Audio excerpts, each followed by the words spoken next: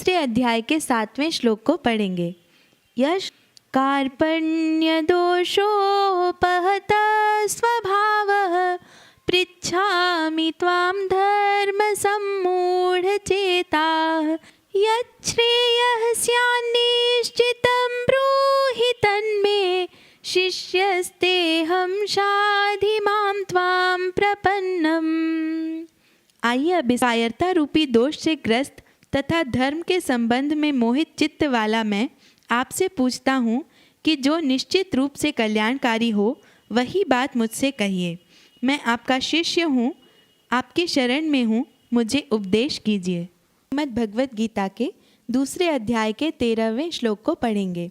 आइए पहले इसका स्वर से गायन करें। देहिनोऽस्मिन् यथा देहे कौमारं यौवनं जरा तथा देहांतर प्राप्तिर्धीरस्तत्र न मोह्यति। का इस देह में बचपन, जवानी और बुढ़ापा होता है, वैसे ही मृत्यु होने पर उसे दूसरे शरीर की प्राप्ति हो जाती है। इस विषय में धीर या ज्ञानी पुरुष मोहित नहीं होता। गीता के दूसरे अध्याय के 20वें श्लोक को पढ़ेंगे। आइए पहले इसका स्वर से गायन करें। न जायते म्रियते वा कदाचिन् नायं भूत्वा भविता वा न भूयः अजो नित्यः शाश्वतोऽयं पुराणो न हन्यते हन्यमाने शरीरे।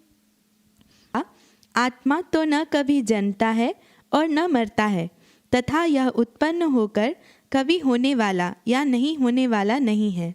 यह आत्मा तो अजन्मा, नित्य, सदा रहने वाला तथा अनादि है, जो शरीर के मारे जाने पर भी नहीं मारा जाता। के दूसरे अध्याय के 44वें श्लोक को पढ़ेंगे। आइए पहले इसका स्वर से गायन करें। भोगैश्वर्य प्रसक्तानां तयापहृत चेतसां व्यवसायात्मिका बुद्धिः समाधौ न विधीयते। आइए भौतिक भोग और ऐश्वर्य के प्रति आसक्त चित्त वाले लोगों की बुद्धि दृढ़ निश्चय वाली नहीं होती है तथा उन लोगों की बुद्धि परमात्मा में नहीं लगी होती है। दूसरे अध्याय के 27वें श्लोक को पढ़ेंगे। आइए पहले इसका स्वर से गायन करें। प्रकृतेः क्रियमाणानि गुणैः कर्माणि सर्वशः अहंकार विमूढ़ात्मा कर्ताहमिति मन्यते। पूर्ण कर्म सब प्रकार से प्रकृति के 3 गुणों द्वारा किए जाते हैं। अहंकार से मोहग्रस्त होकर ये जीवात्मा मैं करता हूँ ऐसा मानता है। अध्याय के दूसरे और तीसरे श्लोक को पढ़ें।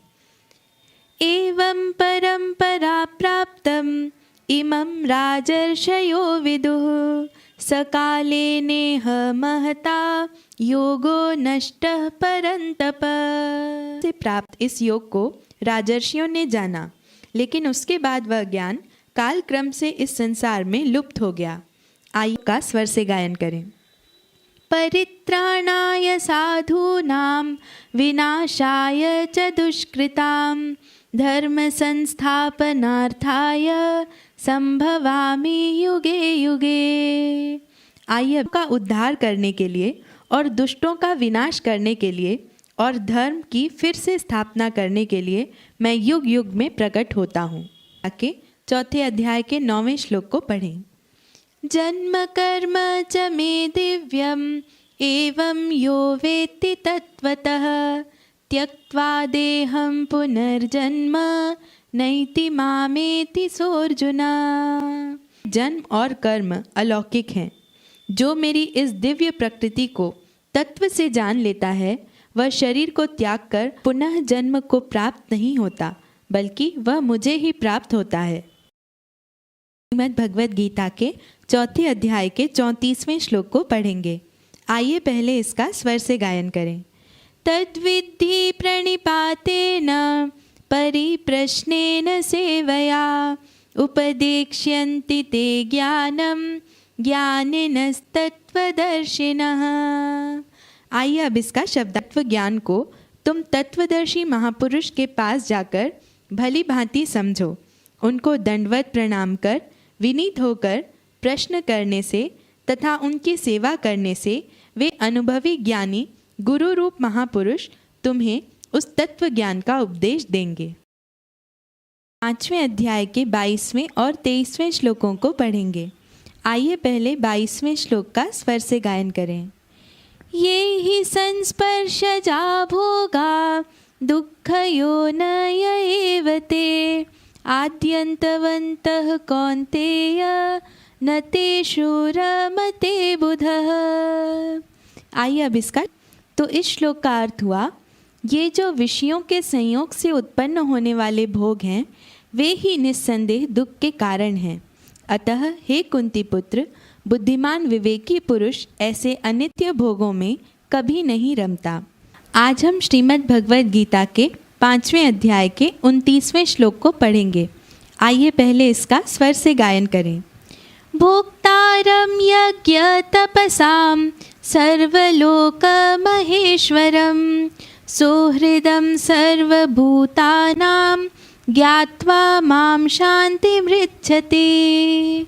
आइए मुझे समस्त यज्ञों और तपों का परम भोक्ता, समस्त लोकों का महान ईश्वर, समस्त भूत प्राणियों का सुहृद हितैषी जानकर मेरा भक्त शांति को प्राप्त हो जाता है। स्वर से गायन करें। योगिनामपि सर्वेषां मद्गतेनान्तरात्मना श्रद्धावान् भजते यो मां समे युक्ततमो मतः। संपूर्ण योगियों में भी जो श्रद्धावान योगी मुझ में लगकर अंतरात्मा से निरंतर मुझको भजता है, वह योगी मेरे द्वारा परम श्रेष्ठ माना गया है।